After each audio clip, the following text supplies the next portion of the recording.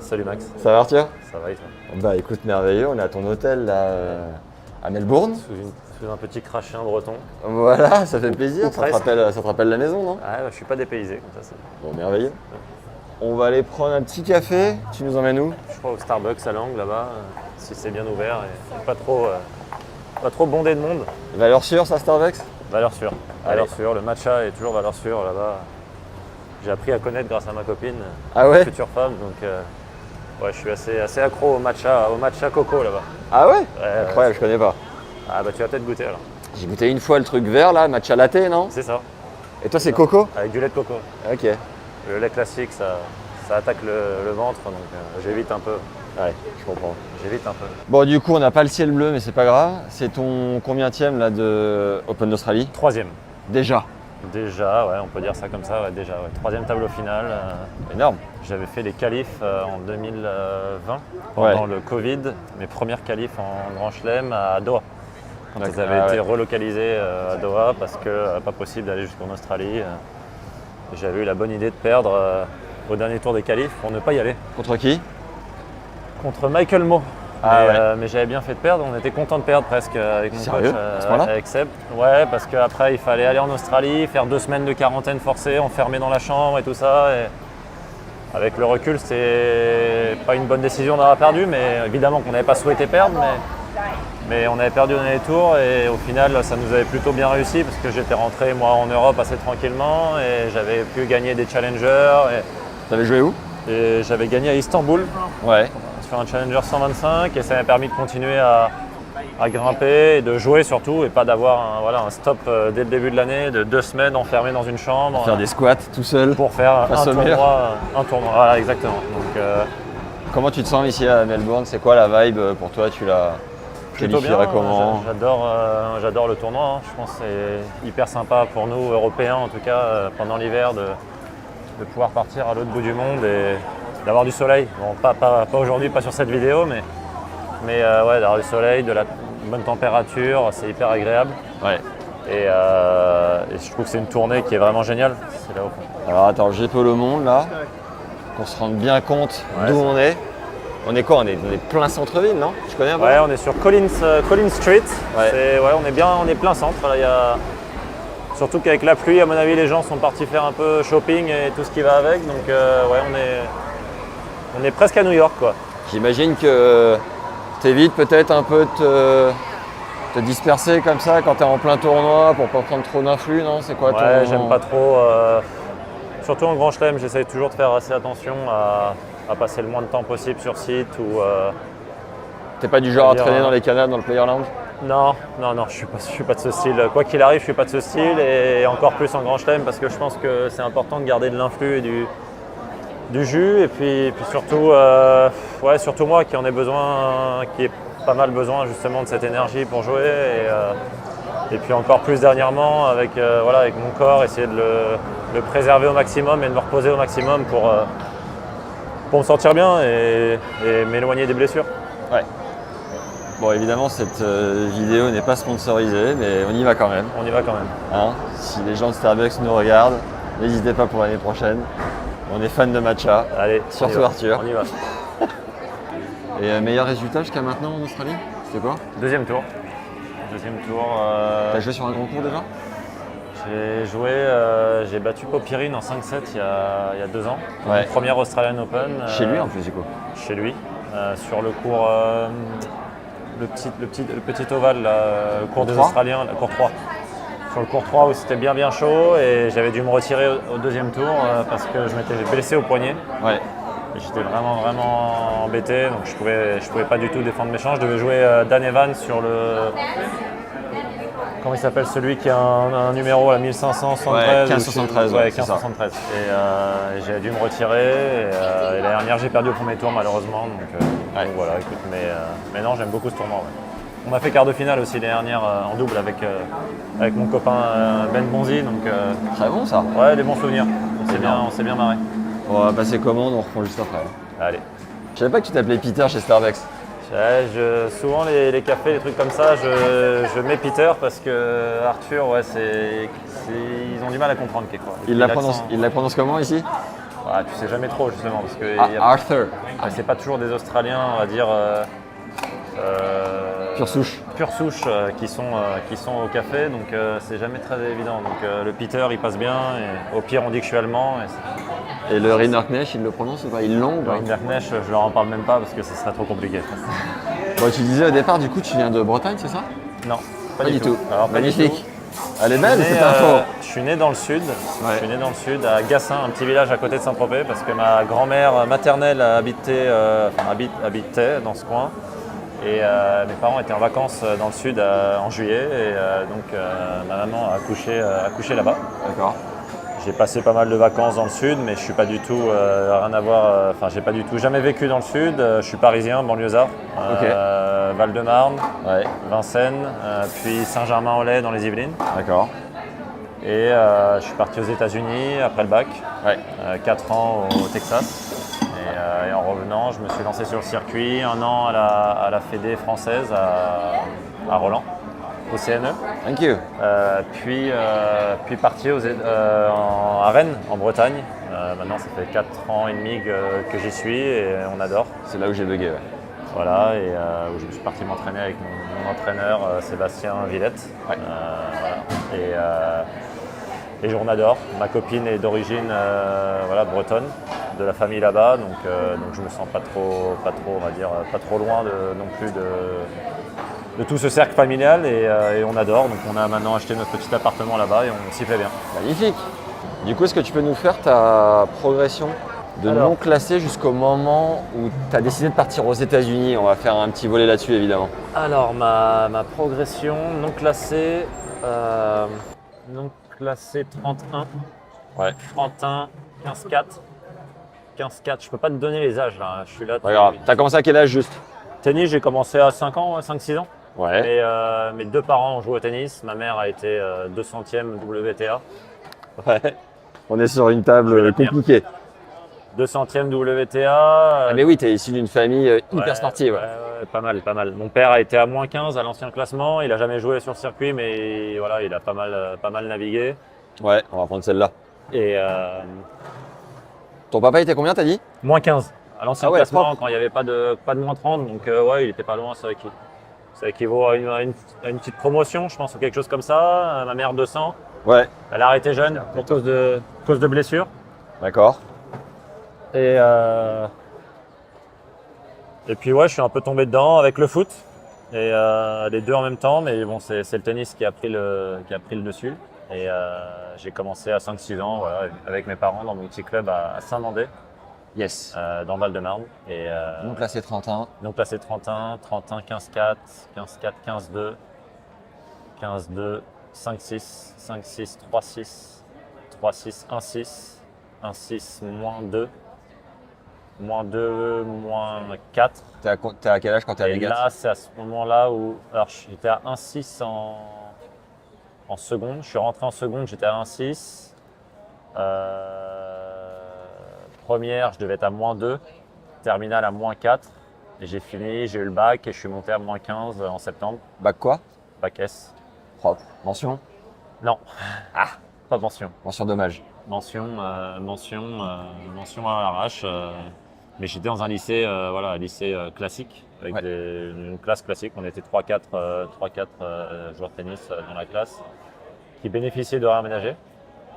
Qui faisaient bénéficier les autres élèves d'horaires aménagés, mais on était dans une classe absolument classique. Soit on faisait du 8h, 13h, ou du 11h, 18h, tous les jours. Donc au final, on était vraiment dans cette sociabilité générale avec tous les autres athlètes qui étaient très sympas, qui, moi, m'étaient et m'est toujours, je pense, importante de rester dans le monde réel. Et à cette époque-là, j'avais j'avais des rêves, mais pas d'ambition précise d'être joueur de tennis pro. Donc c'était important pour moi de rester dans ce milieu, on va dire, naturel et classique, qui est d'un élève de terminale de lycée. Et sa vie de tous les jours. Et je suis parti aux États-Unis après mon bac en janvier 2014. Je suis parti au Texas et j'étais à -15 à ce moment-là. Yes. Tu dis que tu avais des rêves, mais pas forcément l'ambition de devenir pro. C'est quoi? C'est que tu penses que tu manquais un peu ou c'est que tu étais lucide? Et en 2 temps, t'étais à où par rapport au tout meilleur?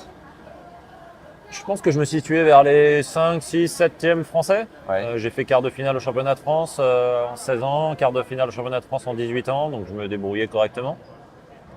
Mais j'étais pas dans les meilleurs et j'étais pas dans les petits papiers de la Fédé, on va dire. Et quand je passe mon bac, je suis derrière, c'est sûr, en tout cas, pas dans les 2-3 premiers français. C'est qui les mecs devant?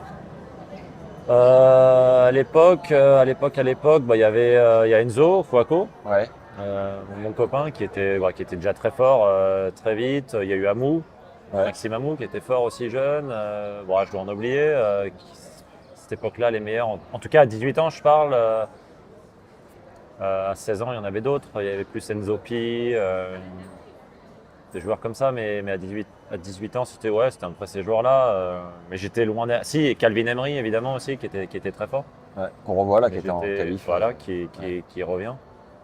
Et Que du j'aime coup, beaucoup aussi, et du coup, tu manquais, tu penses, un peu d'ambition ou t'étais juste lucide? Non, je pense que en fait j'étais pas le plus précoce physiquement. Physiquement, je suis pas forcément à 18 ans, j'avais mon corps de petit enfant quand il y en avait qui avaient déjà les épaules, les bras, les trucs, ils étaient déjà développés. Moi, je l'étais pas forcément. J'ai pas forcément tout fait pour non plus. J'avais pas un entraînement physique du dingue. tout adapté. Enfin, j'étais très très loin de cette sphère du tennis pro, des joueurs qui jouent les ITF juniors. J'étais à des millénaires, tout ça. J'ai jamais joué les tournois juniors du circuit. Je faisais des CNGT, je faisais des tournois français. Donc bien loin de tout ça. Maintenant, j'avais ce petit rêve, mais sans vraiment y croire presque. Mais par contre, j'adorais le tennis. Passionné de tennis, je m'éclatais sur le court je pense un bon matcheur, une bonne teigne quand je jouais. Je n'aimais pas perdre. Et je me suis dit que j'avais encore envie de jouer au tennis. J'avais pas envie d'abandonner tout ça. Et pour autant me lancer sur le circuit à 18 ans alors que j'étais moins 15, que ça coûte, on sait combien ça coûte de financer une saison, surtout pour 30 et 100 000 l'année. pour attaquer par les qualifs de futur où j'avais pas forcément le niveau pour tout dégommer direct, quoi. C'était les qualifs de futur, j'allais passer un tour, puis un tour, puis un tour, puis peut-être un peu plus. Et donc ouais, j'avais pas du tout l'ambition ni on va dire, la capacité de me lancer sur le circuit à cette époque-là. Et je me suis dit, les États-Unis, c'est vraiment le meilleur fit pour moi. Et je remercie mes parents qui m'ont encouragé à y aller. Parce que moi, évidemment, j'avais toujours quand même un petit peu des craintes de partir à l'autre bout du monde comme ça à 18 ans. Mais ils m'ont encouragé, j'y suis allé. Et en fait, ça a été une énorme différence pour moi. Ça a changé beaucoup de choses. Et si je suis là aujourd'hui, c'est aussi en bonne partie grâce aux États-Unis. Ouais. Parce que j'ai pu continuer à m'entraîner on va dire, de plus en plus comme un pro, parce que je pense que je m'entraînais pas vraiment comme un pro jusqu'à mes 18 ans. Mais après, j'ai commencé à avoir plus de masse d'entraînement, plus de matchs, d'heures d'entraînement comme un athlète de haut niveau aux États-Unis. Et j'ai progressé là-bas, j'ai été bien entouré, j'ai eu des entraîneurs Steve Denton, qui est un ancien joueur de Coupe Davis pour les États-Unis, qui a été 11e mondial en simple, 2 ou 3 en double, donc un vrai joueur. Alors, avant de trop parler des US, comme tes parents étaient très bons, ta maman surtout, est-ce que c'était... moi, tu vois, mon père m'a vachement emmené sur les tournois, on me parlait énormément, et il me disait, moi, à 13 ans, j'avais fait ci, à 14 ans, j'avais fait ça, et je m'étais fixé un peu de le dégommer sur les temps de passage. Est-ce qu'au fond de toi, tu t'es dit, tiens, j'aimerais bien être meilleur que ma mère sur le classement, ou c'était pas forcément un truc que tu avais? Ça n'a jamais été une ambition. Maintenant, je me souviens qu'on en a rigolé le jour où je suis passé, parce qu'elle a été, je crois, 201e. Et le jour où je suis rentré dans les 200, elle m'a dit, bon, ça y est, tu m'as dépassé. Elle a été 11e française. Et voilà, pareil, j'ai été numéro 1. J'étais numéro 1 l'année dernière. Et donc, j'ai dépassé ça, mais pas du tout, non. Pas du tout d'objectif en soi. Je me suis jamais fixé d'objectif de classement ou de résultat. Sérieux? Ouais. Jamais. Tu as toujours réussi à rester focus sur le process et progresser dans ton jeu, quoi. Et c'est souvent justement quand je m'échappe un peu de ça, où ça part un peu en cacahuète, ou alors je fais pas forcément ce qu'il faut sur le terrain, ou peut-être même en dehors. Et ça, c'est surtout grâce à Sébastien qui m'a vraiment inculqué cette... Sébastien Villette, ton ancien coach. Sébastien Villette, exactement, qui m'a inculqué cette espèce de vision Ça permet de vraiment se détacher du résultat, parce que c'est vraiment quelque chose qui est compliqué sur le circuit, le résultat, parce que tu perds toutes les semaines, et puis quelqu'un qui a du mal à l'assumer. Et on est tous des gros compétiteurs.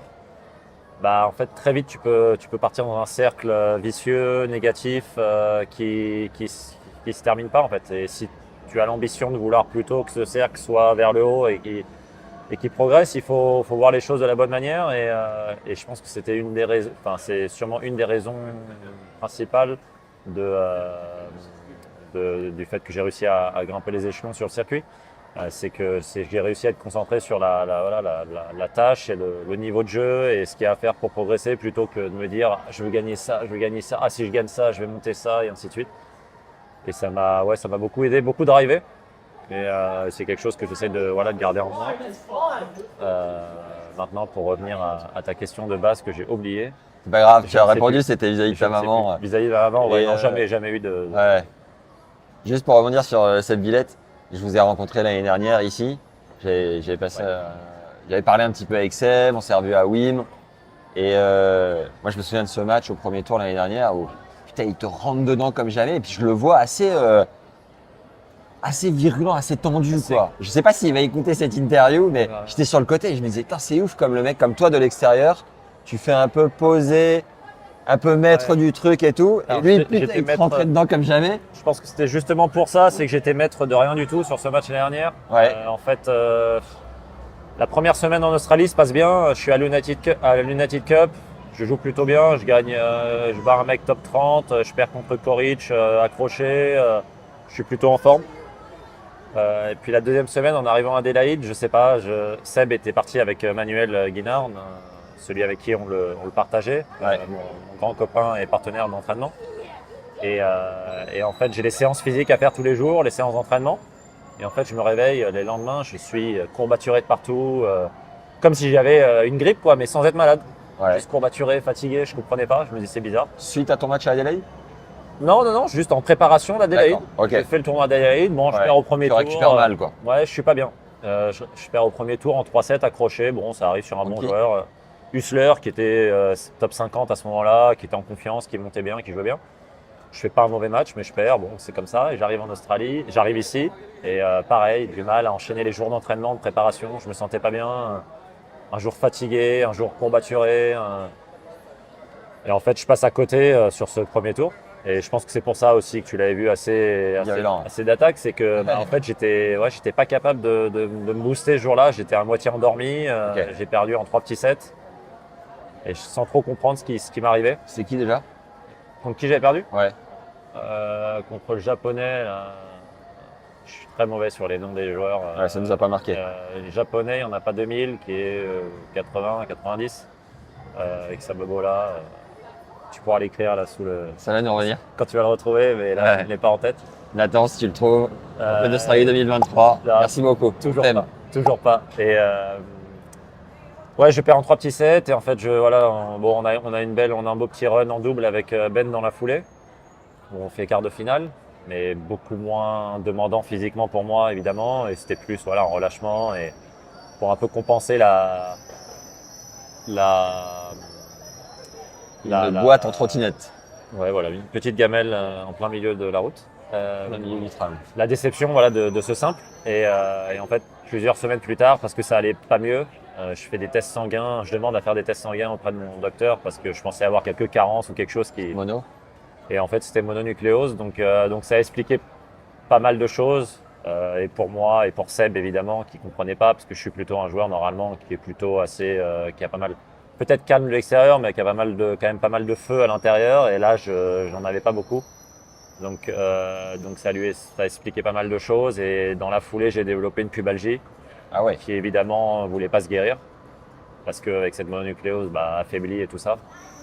Donc le petit cercle qui n'allait pas vraiment, qui ne tournait pas très rond. Et j'ai réussi à m'en sortir vers la fin de la période de terre battue, où j'ai repris.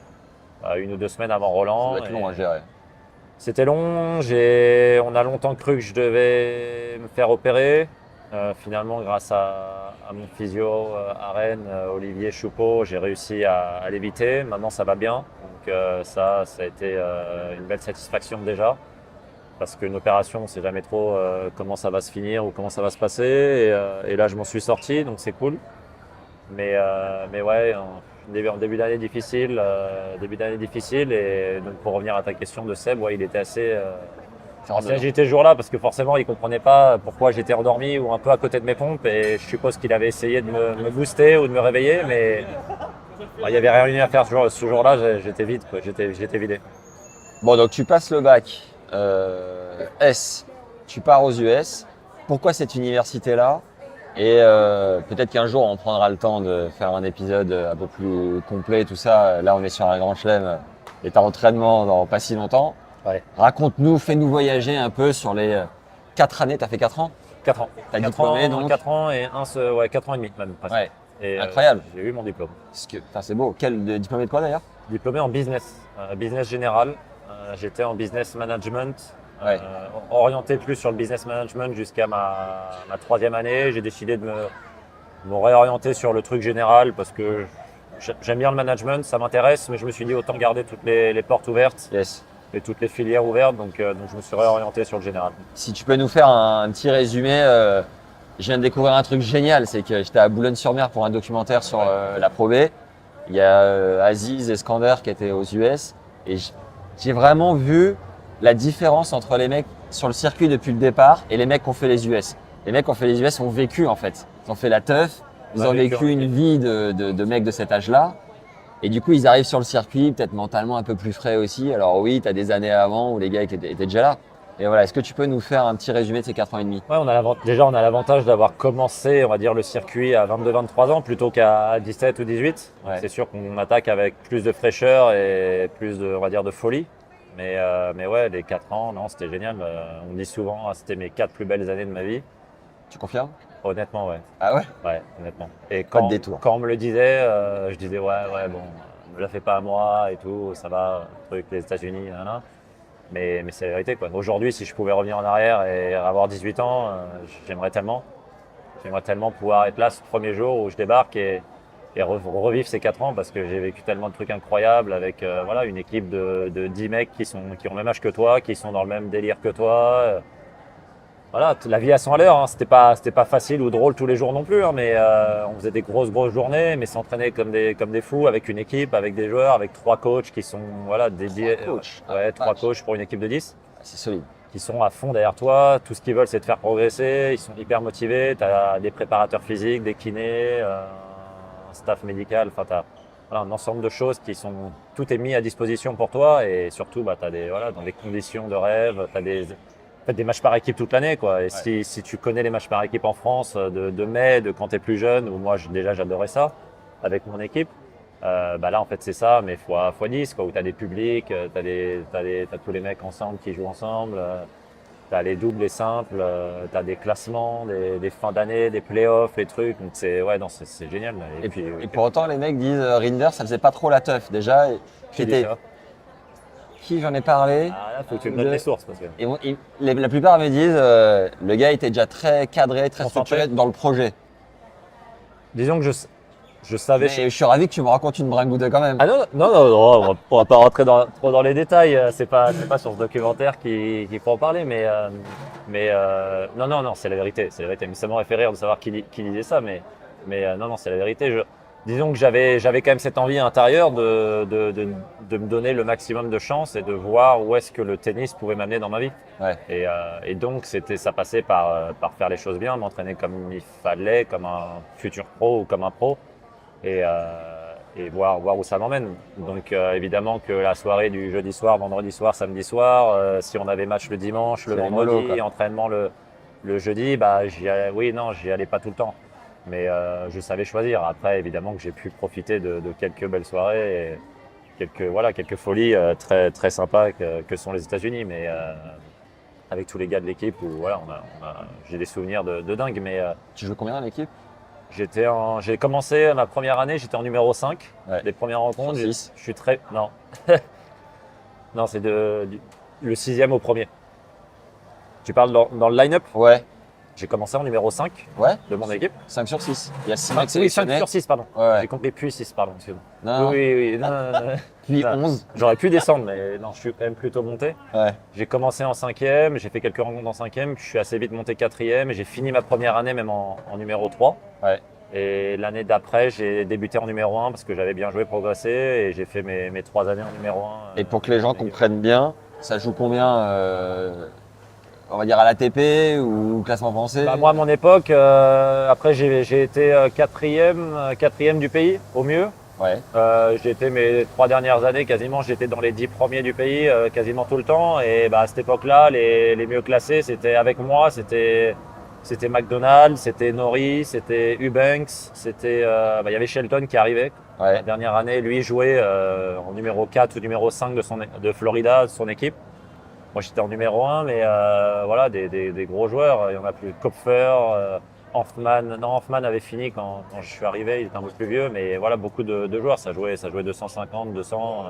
ATP, ouais. Ouais, 300 max sur les meilleurs. Ouais, c'était Voilà. des beaux matchs. Ouais.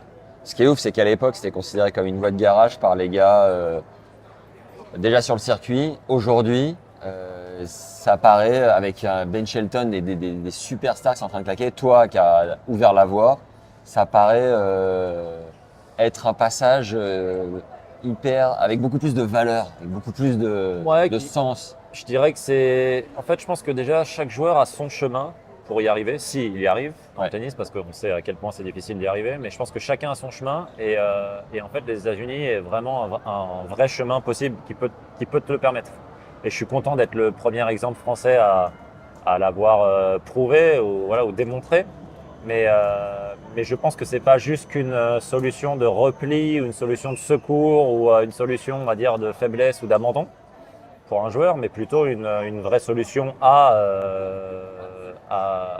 bis, quoi. Ouais. À celle de se lancer directement sur le circuit. Moi, je le dis souvent, je pense que, hormis si tu es top 10 mondial junior, je pense que la meilleure solution est d'aller aux États-Unis.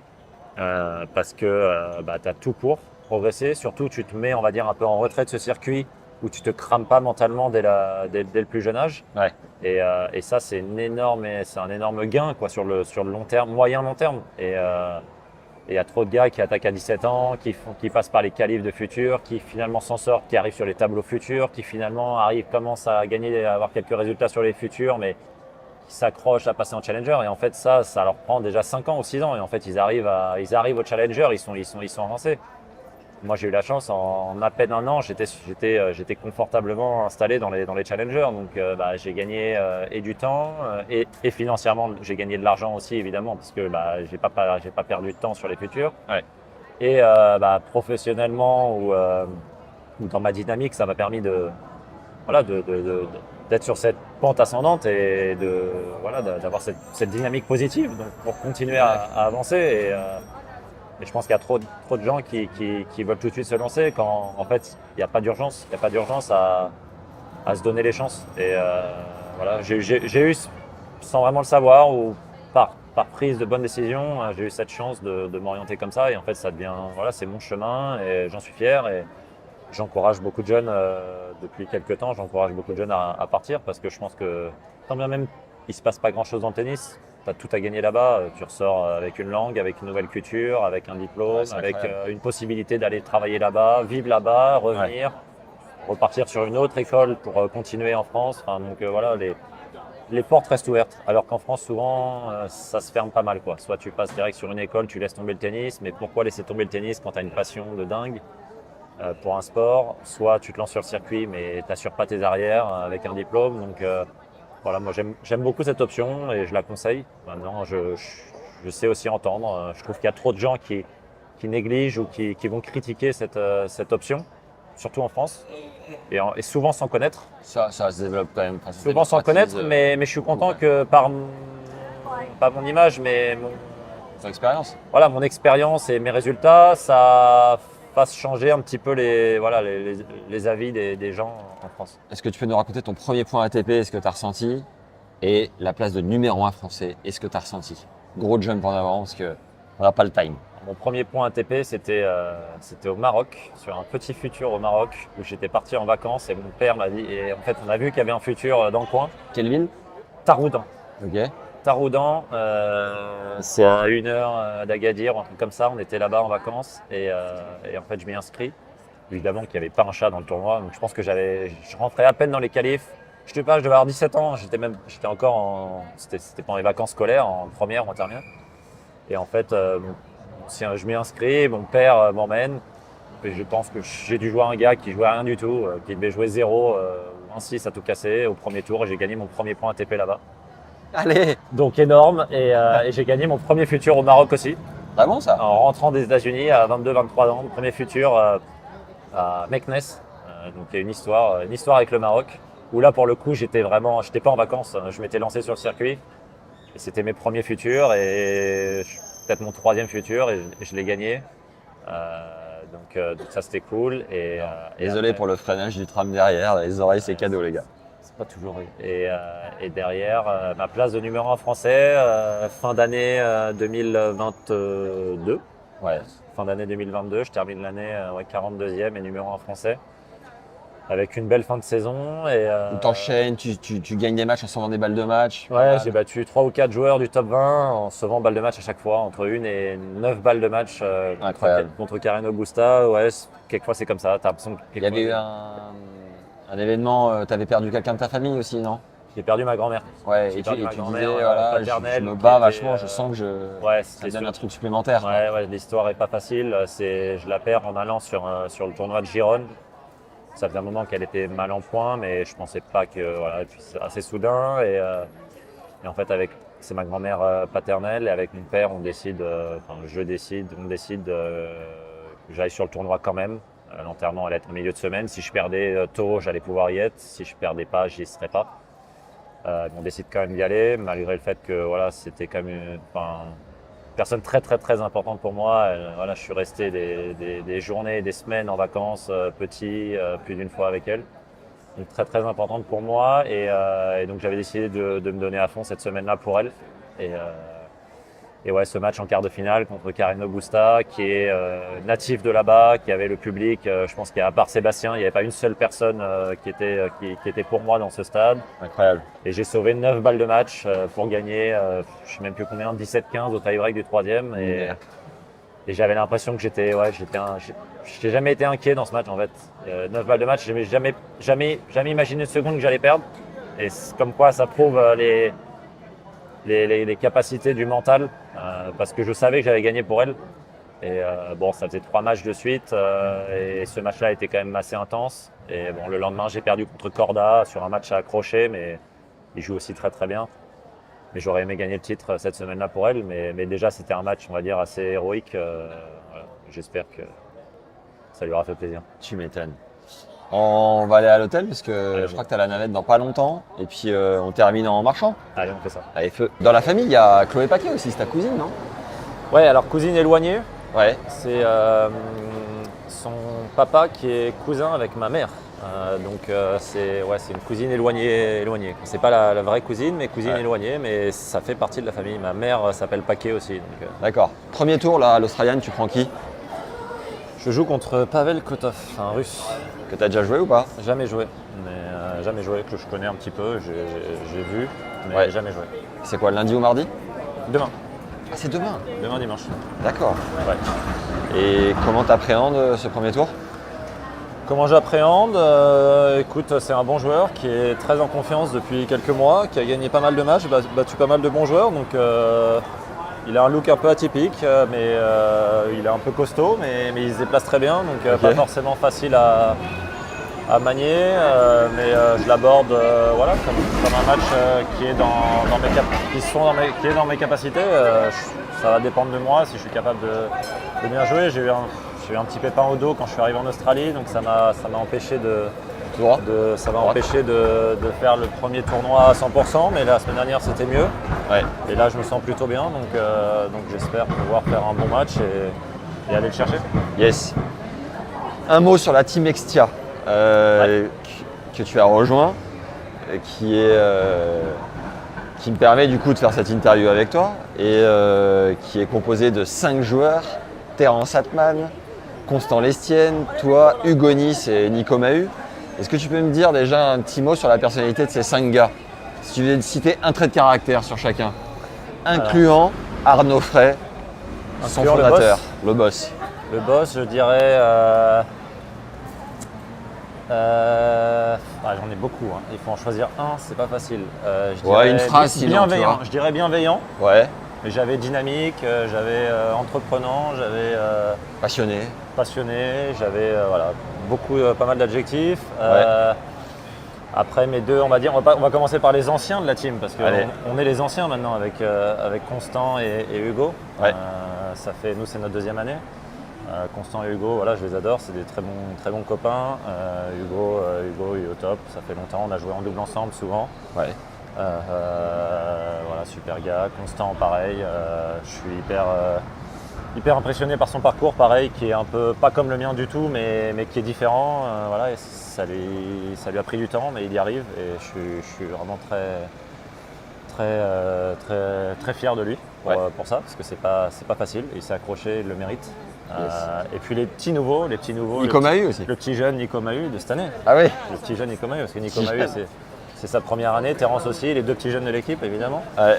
Et Nico, j'ai appris à très bien connaître maintenant. On a partagé quelques Coupes Davis, quelques séjours Coupe Davis ensemble. Et j'aime beaucoup le gars qui est plein de très bons conseils et de très bonnes expériences. Et Terence, la fougue, la folie, le petit nouveau, le petit jeune. Tu le connais un peu, Terence ? Je connais moins bien que les trois autres, mais j'apprends à connaître avec son entraîneur. Je trouve qu'ils bossent très bien. Robin Boulet. Ils sont vraiment au top, donc je leur souhaite plein de belles choses et déjà ils se sont qualifiés et c'est bravo. Beau, ouais. Très beau. Et alors, est-ce que tu peux nous expliquer pourquoi avoir rejoint ce team ? Qu'est-ce qui t'a séduit dans le projet et qu'est-ce que ça t'apporte ? Au-delà du financier, évidemment, c'est un sponsor. C'est quoi ta vision de l'intérieur ? Ouais, c'est un partenaire de tous les jours. Arnaud est, comme je l'ai dit, une personne de confiance, un proche qui est très bienveillant envers moi, envers le reste des joueurs. Et ça nous permet d'avoir toujours quelqu'un sur qui compter, qui est de très bons conseils. Et puis on a développé cette relation où maintenant on est très proches et je m'identifie pas mal à ses valeurs. Et il avait commencé avec Constant, puis avec Hugo. C'est deux gars qui je suis très proche. Et quand il m'a contacté pour que je sois le troisième de cette équipe, moi ça m'a beaucoup plu. Surtout quand je vois les deux premiers profils, je me dis que c'est pas comme si c'était des profils totalement à l'opposé de mes valeurs à moi. Donc je suis vraiment très content de partager cette expérience, d'avoir cette petite équipe qui est quelque chose sur laquelle moi je suis très attaché avec les États-Unis. J'ai l'impression peut-être presque de m'y retrouver, d'avoir des partenaires dans le circuit. Ouais. C'est quelque chose qui est très cool et je suis ravi d'en avoir deux de plus cette année. Donc j'ai envie de voir ce que le futur nous réserve. Tu dirais que ta saison elle te coûte combien en moyenne ? Alors c'est difficile, tout compris. Ouais. Je dirais qu'on est sur les 150 000 €, je dirais quelque chose comme ça peut-être. Et en étant à ton classement, c'est un coût qui est facilement amorti entre guillemets ou ça reste un challenge ?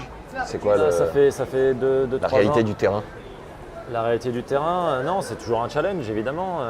Comme nous tous, à un moment donné, tu essayes aussi de dégager des bénéfices. Même si moi j'ai considéré que c'était important d'investir dans sa carrière pour réussir et je continue à le faire. Mais en même temps, à un moment donné, quand tu peux te le permettre, tu as envie aussi de pouvoir mettre un peu de côté. C'est pas tous les jours facile de le faire dans le tennis. Ouais.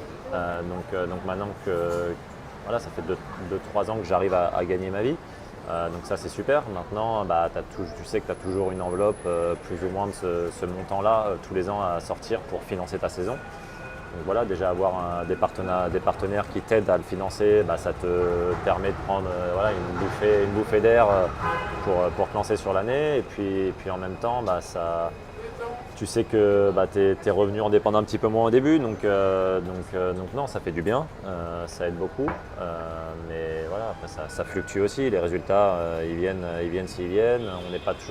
On n'est pas salarié dans le tennis, donc toujours un peu prévoir, mais tout en continuant à investir pour essayer de progresser, se rendre meilleur. Et c'est cet ensemble d'espèces de gestion, de management de son équipe, que ce soit sur le côté professionnel, humain et sur le côté financier, pour optimiser tout ça et essayer d'être le meilleur joueur de tennis sur le court. Et alors, bientôt marié, c'est ça ? Bientôt marié. On n'a pas encore. T'as fait la demande ? Non, si, j'ai fait la demande.